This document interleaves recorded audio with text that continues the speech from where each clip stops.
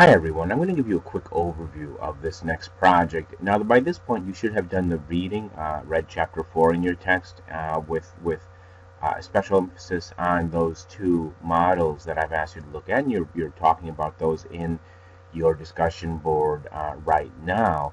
If you've not read the chapter for some reason, if you're running a little bit behind this week, do be sure to read the chapter. As I've said many times, the reading is a lecture in this course. These overviews are meant to highlight a few things, to touch on the main ideas, but for a thorough understanding of what we're about, your text is really what you want to rely on, because I've built this course around a text that I feel actually in a very practical way walks you through the writing process. So I want you to rely on that for the heart of the content that you're getting.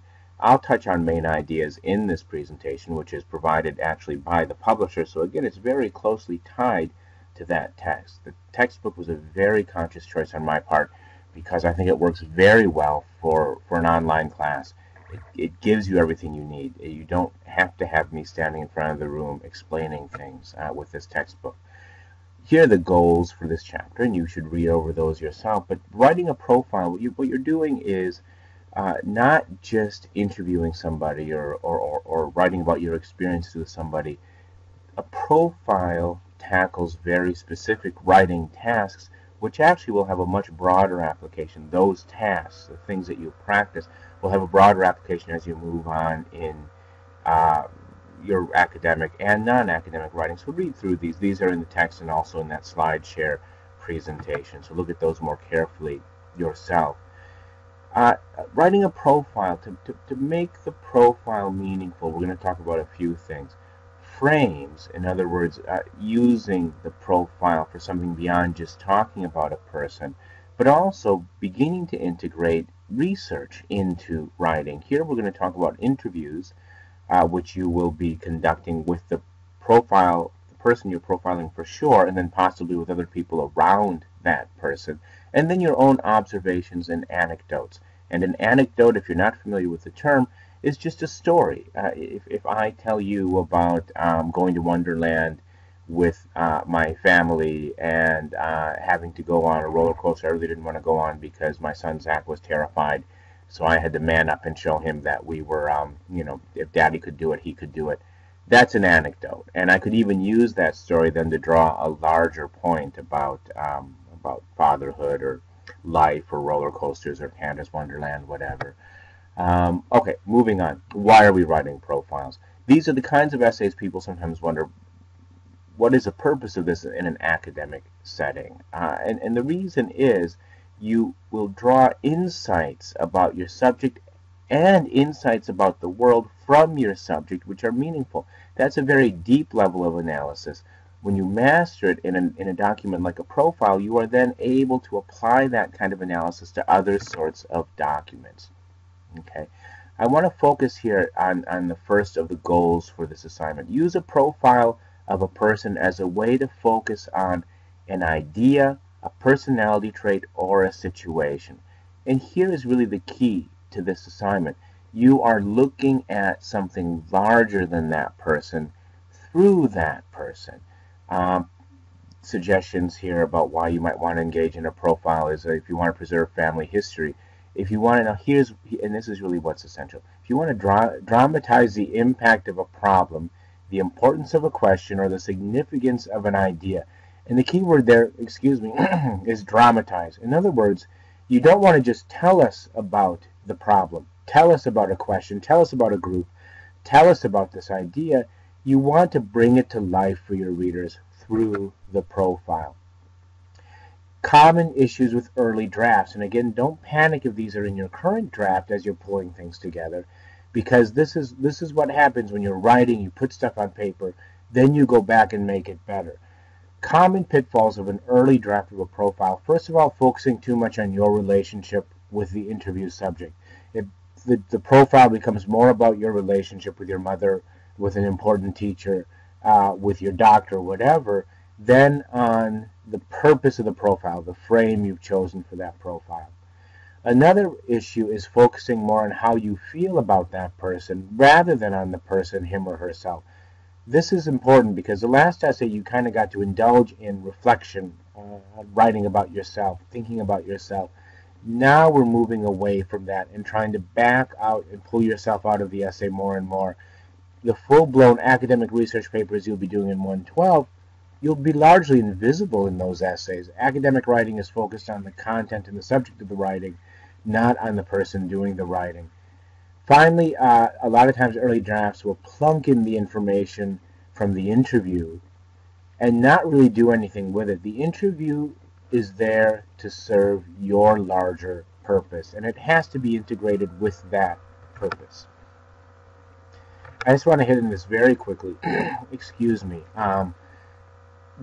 This profile does reflect kinds of writing you might be doing later in your life, especially if you're getting into the social sciences, but really all sorts of types of writing. I would say, for example, I teach 113, which is our technical writing course here at Delta. You may not write something which is exactly like a profile, but we do in 113 explore case studies. And a case study is, again, when you look at a specific situation as a way of trying to learn about something broader. So you might examine an individual with a certain set of circumstances and that person's specific circumstances as a way of testing your theories, applying the theories that you've been learning in the class. This is not an unimportant part of business and technical writing. When you try to learn from what an organization or a person in an organization is doing. For example, if you're doing a tech startup, you might look at Steve Jobs and how he got Apple going, or Bill Gates and how he got Microsoft going, and use that as a way of developing your own techniques or understanding how you might best go forward with what you want to do. I'm not going to go into this because you're discussing these in your forums, but I do want you to be aware in excuse me, in the SlideShare presentation, which I'll upload to accompany this, which has the complete presentation from Pearson. There are some points that are being touched on on the readings that you've done, and we will do one more reading. We'll read the student essay as well before you complete your peer editing. The writing process for this assignment, and then I'm going to take a break before we get into the actual drafting piece of it, but the preliminary bits of the writing. This is getting down into the core pieces of what this essay is going to come together to form this essay. First of all, the focus. Your text talks about 4 frames. Think of a frame like a frame for a picture. You can take any old photograph, set it on your desk, and it'll look nice, but it does not necessarily have the appeal it does, it will not draw the eye of the viewer to it in the way that framing that in a lovely way will do. That's a terrible example, and I'm afraid I'm losing my voice, but I think I'll be able to get through the rest of this presentation. A frame is like a lens. It is something through which you want your readers to interpret the whatever you're writing, in this case, a profile. So the examples of the frames here, if you want the person you're profiling to represent a specific group. For example, if you write about somebody who's struggling with poverty in our area, part of what you're doing is writing about that person, but part of what you're doing is exploring people who are in that situation. These are the lives of people suffering from poverty or suffering under poverty. Ideas about an event or a specific quality the person has, ideas, concepts about a person or a specific event the person has lived through or a quality the person has. These are all ways, to put this person's life into a broader perspective. That is absolutely essential. Really, this essay is about that. Okay, this essay is less about the person and more about the frame, and then the next little column there you see the theme, the thing that you want to say, that you're using the profile to help you say. The last 3 points are the guts of the essay, the things that you will use in the essay to make this point. You don't want to just preach to us. You want to provide anecdotes, tell stories, provide descriptions, visual, very specific descriptions. For sure you want to describe the person you're profiling, maybe other settings, other people as well.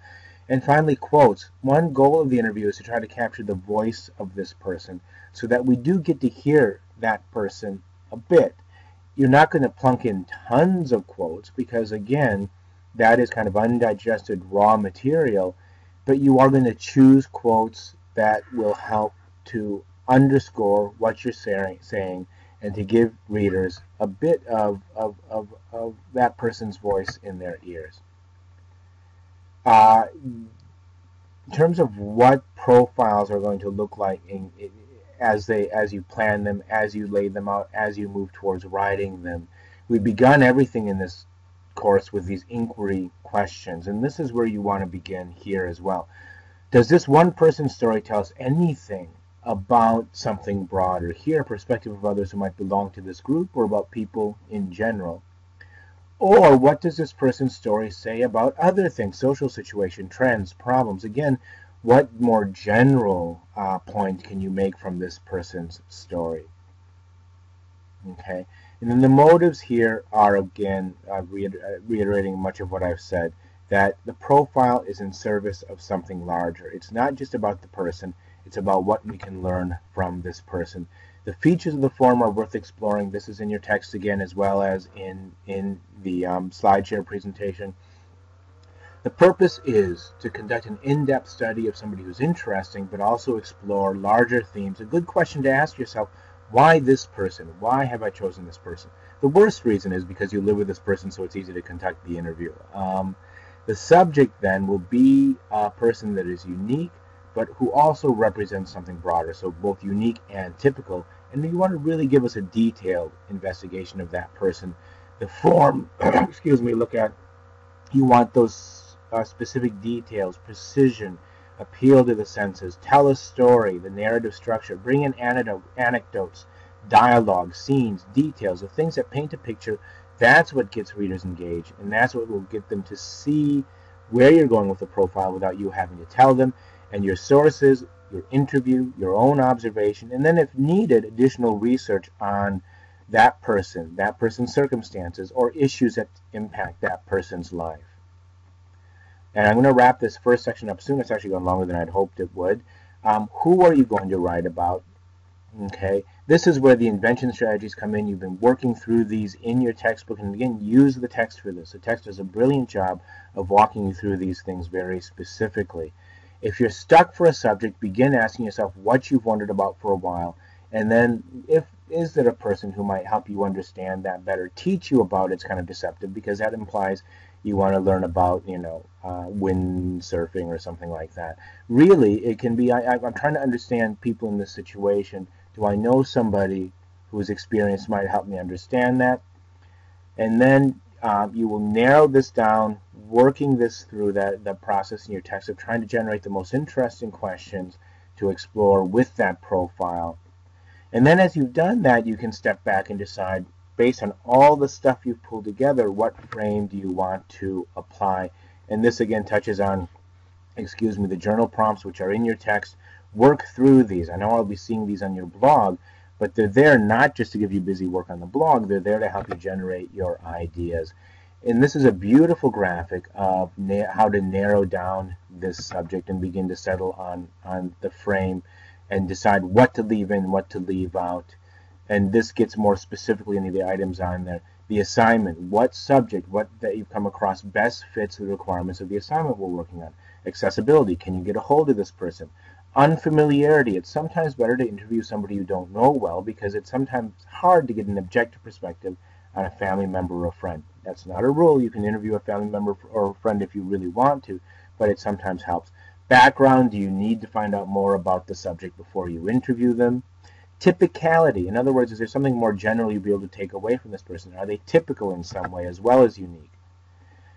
Extremity, someone who represents the extreme may be promising. In other words, if you're writing about people struggling with money, you might find it best to work with somebody who's really in a serious situation financially, to show that extreme, because that highlights the story. You don't have to do that, and I actually have mixed feelings about focusing only on extremes, because they tend to be deceptive, but it does tell a good story. Spontaneity, if your subject has been interviewed a lot, they sometimes produce really neat stuff. Quotability, please pay attention to what the person's saying. If you can get permission to record, you can use your phone. Most of you will have phones that will record. or at least jot down quotes that are very interesting. And finally, willingness. Is it going to be easy for you to get this person to interview you? Questions about purpose and audience. Most important thing, why is someone going to care about this subject? And then as you settle on your frame, how do you make this frame relevant to that audience? And here are those 4 frames. Understanding a group of people by examining one person, that's frame number 1. Frame number 2, understanding an event. For example, you got an article, an essay in your text about 9/11, but looking at 9/11 through somebody who lived through it. Ideas. The person might exemplify some aspect of an issue or a problem or a place that you'd like to write about. And finally, quality. Is there some specific quality that person has you want to explore? Courage, perseverance, whatever. Okay, I'm going to end this first presentation here. In the next bit, we'll move on more specifically into drafting this essay.